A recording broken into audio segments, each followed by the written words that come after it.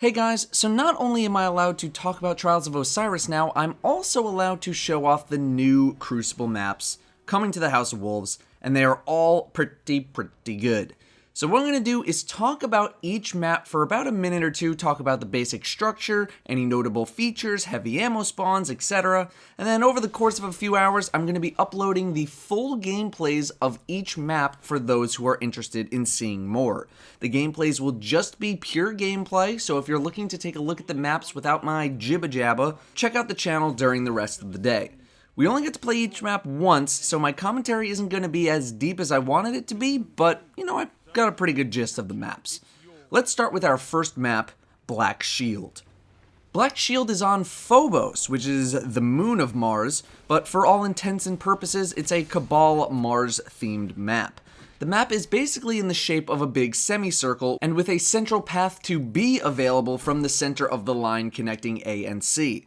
B is a gigantic open area with many points of entry, including just right over the top of the short wall.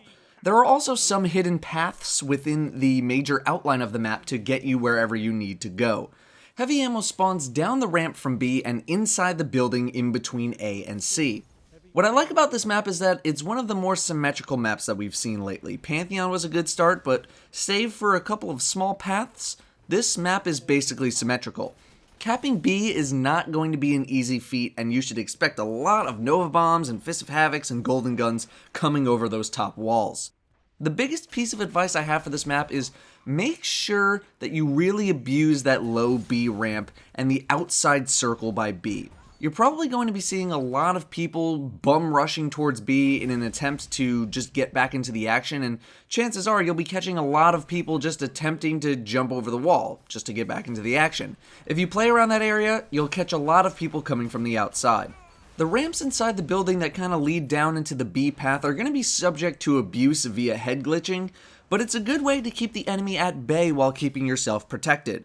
You'll definitely see people using this spot to keep people choked up into the A or C spawns. For control, your best capture-in-progress defense is going to be playing offensively. For example, don't sit back while capturing A. You make yourself incredibly vulnerable. Instead, position yourself where you can see some enemies attempting to thwart you and attack them first. Most players will be expecting you to capture very passively and aren't going to expect an aggressively stanced player. Pretty much all weapons are going to excel on this map. There isn't one weapon class in particular I would say would be better over anything else in general. Shotguns and rockets really excel in the interior, but they do on most maps where there's low ceilings and tight corners. The next map is called Thieves Den. This is a Fallen-themed Venus map with a lot of tight spaces. Once again, the map is pretty symmetrical for the most part. A and C are on opposite sides, with B right in the middle, although it's a bit smaller than Black Shield. B is once again a wide open area, but there are a couple of big pillars blocking major doorways. As you can kind of see, the doorways, paths, and general layout of the map are very confined, so shotguns are sure to dominate on this map. This is not really a sniper map. The only real wide open areas are the B area itself and sort of by the fallen skiff that's parked on the opposite side of B, which, coincidentally enough, are where the heavy ammo spawns are. Heavy spawns literally right in front of B by the stairs and on the fallen skiff itself in the back. B has many points of entry, including on its sides where people can kind of sneak around to flank. So basically it's going to be like trying to cap B on the anomaly. You're either going to get really lucky for those 5 seconds where there's no one there, or you just need to cap it as a team in 2 seconds and then run away. Having B stairs control is going to be pretty important for the progress of the game. It's a great defense and offense point. You'll see me run up those stairs right after heavy ammo drops, and I could not possibly convey a worse idea to you than running up B stairs on this map after heavy has dropped, unless you're packing your own rocket, and even then, it's probably a bad idea. It is an absolute death trap, and you will regret going up there, even if you have your own heavy ammo. However, it's tough to have that entire stairs area on complete lockdown, given that there are so many entry points to those stairs. This map felt a little bit clustered, and we were playing 4v4, so add in a couple more people, and it's gonna get pretty hectic. Like I said, shotguns are really gonna dominate on this map, so if you don't like those, you're going to really need to stick to those long sight lines near B, and in some areas that I'm just going to call the jungle near the fallen skiff. Blink Shotgun, unfortunately, is going to have its moments on this map, so if you're looking to avoid that, low ceilings are going to be your best bet, so you're looking to hang out on the northern side of the map, assuming that the skiff is on the south side. The next map is probably my favorite, Widow's Court. The reason it's my favorite is because it's just a new type of scenery. It's not Fallen, Hive, Vex, or Cabal themed, it's not old Russia. I've been equating it to if Dark Souls was a little bit happier. This map is more reminiscent of the maps that we have now, not exactly symmetrical. The points are in more of an equilateral triangle as opposed to the first two maps we reviewed. It's definitely a bigger map as well, but it's not a First Light or a Bastion, it's more of a Shores of Time in size, maybe a little bit bigger. A is a bit open, B is kind of blocked off by low walls, and C is inside the church. However, just because B is blocked off by a lot of walls does not mean it's not vulnerable, because you'll be seeing and throwing a lot of grenades in that direction. C being in the church leaves you vulnerable to shotgun attacks, but it's nothing that aggressive capturing cannot solve, and there's also an exit in the back of the church. A is an interesting spot because you can stand on this little box thing that's next to it and can catch people coming up from either direction while leaving you not super vulnerable, which is good, but also pretty bad if you're trying to attack A. Heavy ammo spawns aren't as close to the capture points as they were in the first two maps. One of them is pretty much at the corner of the map in between A and B, and the other is closer to C right next to the church. This is much more of a sniper map than a shotgun map in my opinion, much longer sight lines in the majority of the map, and there are a lot of high ground capabilities. I'd say the stairs opposite B, where you can look into the church heavy spawn courtyard area, and the inside path leading from A to B is going to be sniper heaven, and is going to be a critical point to control because you get a lot of coverage of the map. You can see if people are attacking C, you can monitor the courtyard, you can check if there are any attacks coming from A. It covers a ton of ground. The only bad thing about it is that there's not much cover while you're shooting up there, but if you're hit, you can very easily hide. Aggressive B capping is going to serve you very well to get the scare on anyone attempting to attack. Most people will be priming a grenade to be thrown, and while they're throwing, you can be shooting and killing them. This map is pretty straightforward though, maybe a couple of small hidden paths here and there, but nothing too crazy. The visuals are what I really enjoy in general about this map. It's just a nice change of pace. It's a new environment style, and after seeing the same old Russia, Moon, Venus, Mars environments for so long, it's just nice to see something new.